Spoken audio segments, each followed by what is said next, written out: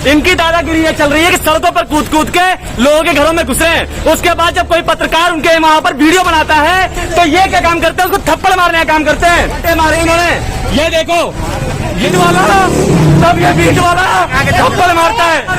कभी किसी का सर फोड़ रहा है, 16 नंबर के अंदर एक लड़के का सर फोड़ा था इसी पुलिस वाले ने।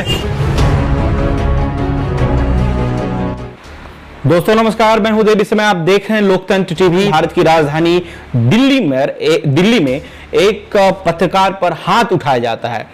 दरअसल इस बात को समझने की कोशिश कीजिए कि एक तरफ मुस्लिम कंट्री एक इंसान दूसरे इंसान का दुश्मन बन चुका है, हमला दर हमला हो रहे हैं।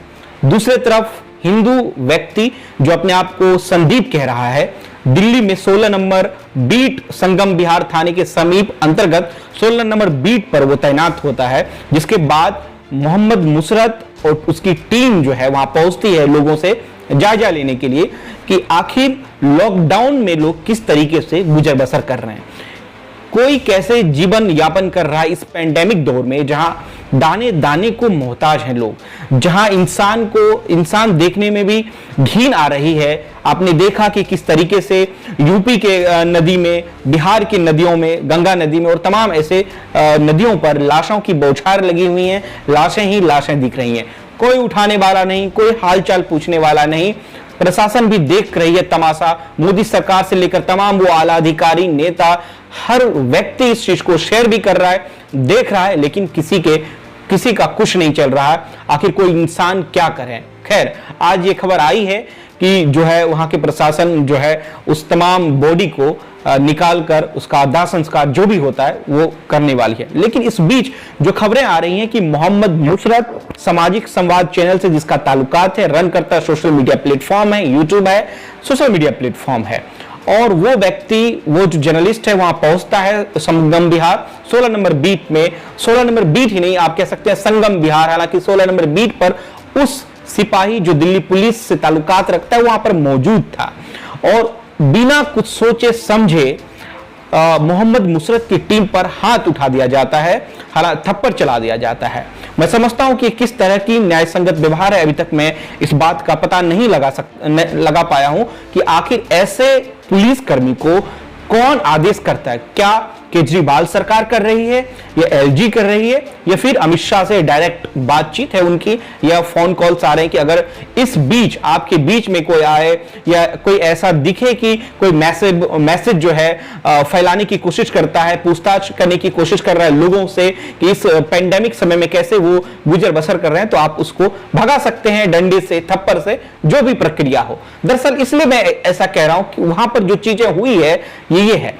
अब जो मोहम्मद मुशरत है सड़कों पर चिल्ला चिल्ला के कहता है कि इस व्यक्ति को देख लीजिए, इसका नाम संदीप है, जिसका ताल्लुकात दिल्ली पुलिस से है। यह बिना किसी परमिशन के किसी भी घर में घुस जाता है, तहकीकात करने लगता है। उसको यह भी पता नहीं कि ये घर है, ये दुकान है। घुस जाता है, लोगों के साथ छेड़खानी करते हैं। उसके बाद जो भी हो, छीना तानी जो भी हो, वो काम कर रहे हैं।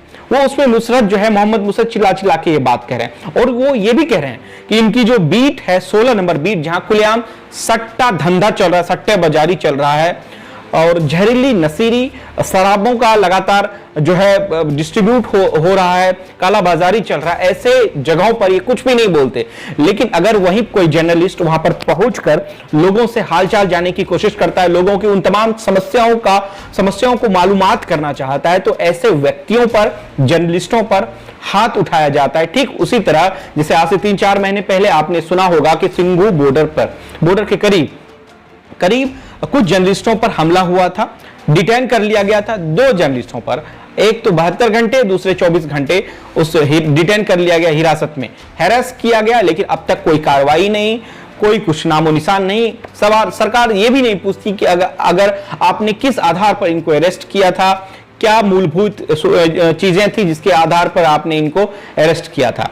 दूसरी तरफ बात करें मोहम्मद मुशरत पर, जो उनके टीम पर जो जिस तरीके से हमला किया गया दिल्ली पुलिस के द्वारा, मैं चाहता हूं कि एक बार वो वीडियो देख लीजिए कि दरअसल इस वीडियो में मोहम्मद मुशरत अपनी टीम के साथ क्या कहना चाह रही है दिल्ली पुलिस के आगे, उन कॉन्फिडेंस से कि आपने ही क्यों थप्पड़ मारा, इनको आपने क्यों मारा थप्पड़, क्या मकसद क्या थी, क्या किस तरीके से मारा, ये सवाल मोहम्मद मुसरत लगातार पूछ रहे हैं। लेकिन दिल्ली जो पुलिस है उस पर एक शब्द भी प्रतिक्रिया नहीं देती है, क्योंकि मालूम है कि हमारी गलती हमसे हुई है, ये जो गलती है हमसे हुई है। जरा वो वीडियो देख लीजिए, आपको पता चल जाएगा कि हिंदुस्तान में हो क्या रहा है, वो भी केंद्र में, जहां कुछ किलोमीटर पर मोदी सरकार का आवास है, कुछ किलोमीटर पर दिल्ली मुख्यमंत्री अरविंद केजरीवाल के आवास है। लॉ एंड ऑर्डर किस तरीके से धज्जियां उड़ा रही हैं। अगर राजधानी दिल्ली में ये स्थिति है तो समझिए उत्तर प्रदेश और बिहार में क्या होगा। ठीक वैसे ही जैसे पप्पू यादव को उठा लिया गया है, एक बड़ा सवाल है। लेकिन पहले मैं कोशिश करता हूं कि पहले उस वीडियो को आप देखिए कि हिंदुस्तान में हो क्या रहा है। ये देखिए, ये लड़का है जिसके छाटे मारे इन्होंने, ये देखो, ये मरा और ये है, और इनके चेहरे पे भी हंसी आ रही है। इनके चेहरे, ये है जिनके चेहरे पर हंसी आ रही है। इन्हें शर्म नहीं आ रही दिल्ली पुलिस को कि लगातार सड़कों पर लोगों को परेशान कर रहे हैं, और जब कोई वीडियो बनाता है तो ऐसे शख्स उसको थप्पड़ मारते हैं।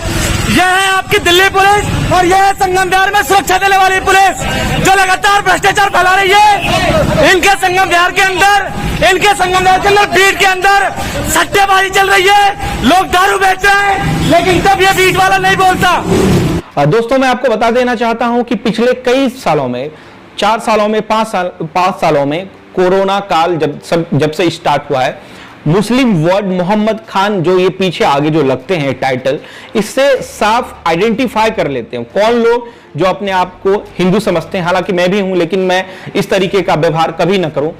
लेकिन जो समझ रहे हैं, जिनके हाथ में लगता है कि बहुत ताकत है, वो लोग अगर खान मोहम्मद को देखते हैं तो किस तरीके से प्रतिक्रियाएं दे रहे हैं। दिल्ली के सड़कों पर संगम विहार थाने के समीप किस तरीके की हरकत की जा रही है पता ही होगा।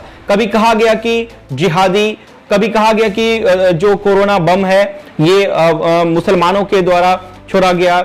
निजामुद्दीन में जो मरकज पट्टी क्राफ्ट फोड़ा गया, तमाम ऐसी व्यवस्था। आपने देखा कुछ दिन पहले शहाबुद्दीन का मामला आया था कि मरने के बाद निगेटिव, मरने से पहले पॉजिटिव डॉक्टर बता रहे थे। पोस्टमार्टम में ये रिपोर्ट आई कि शहाबुद्दीन साहब जो हैं वो निगेटिव थे, पोस्टमार्टम में रिपोर्ट आई, उसके बाद भी कोई किसी तरह की प्रक्रिया नहीं आई।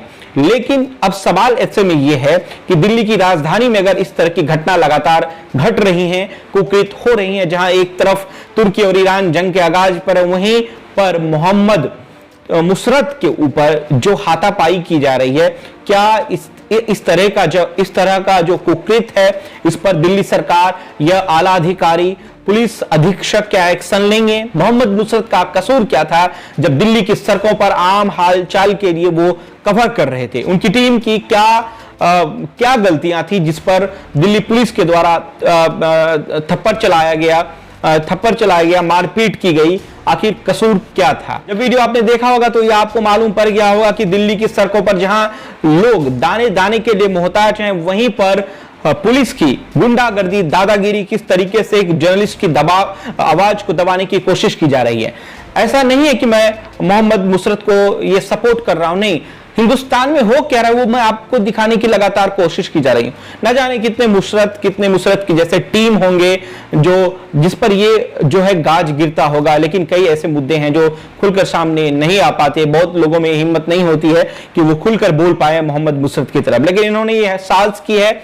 वीडियो सोशल मीडिया पर काफी ट्रेंड कर रहा है, वायरल हो रहे हैं, लोग सवाल कर रहे हैं कि केजरीवाल साहब क्या कर रहे हैं। हालांकि दिल्ली पुलिस अमित शाह के अंतर्गत आता है, अमित शाह पर सवाल तो लगातार से उठ ही रहे थे।